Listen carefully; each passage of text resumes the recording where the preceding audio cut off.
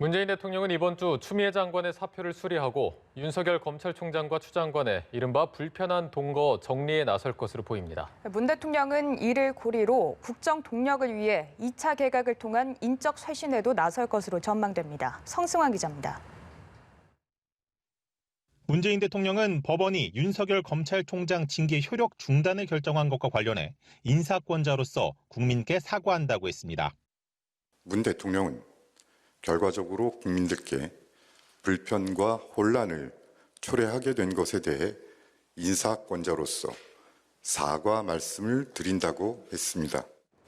이런 점에서 문 대통령은 추윤 불편한 동거를 조속히 정리하기 위해 이번 주 추미애 장관 사표를 수리할 것으로 점쳐집니다.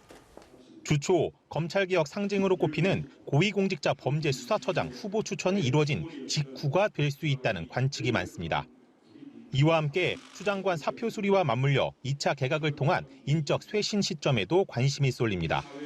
당장 이번 주 추 장관과 함께 서울시장 도전이 점쳐지는 박영선 중기벤처기업부 장관 등이 함께 교체될 수 있다는 관측입니다. 취임 2년이 넘은 산업통상자원부, 고용노동부 등 일부 장관도 포함될 수 있습니다. 만약 추 장관 먼저 원포인트 교체를 한다면 2차 개각은 연초로 넘어갈 수 있다는 전망도 있습니다. 집권 5년 차를 맞아 국정동력 확보를 위해 노영민 대통령 비서실장 등 청와대 참모 진용에 변화가 있을 것이란 시각도 적지 않습니다. 여기에 코로나 백신 수급 지원 논란과 부동산 문제 등 난제가 적지 않은 만큼 문 대통령이 대국민 소통에 나설 가능성도 있습니다. 신년사와 신년 기자회견 등을 통해 문 대통령이 직접 국정 운영 방향을 설명할 수 있다는 전망이 나옵니다.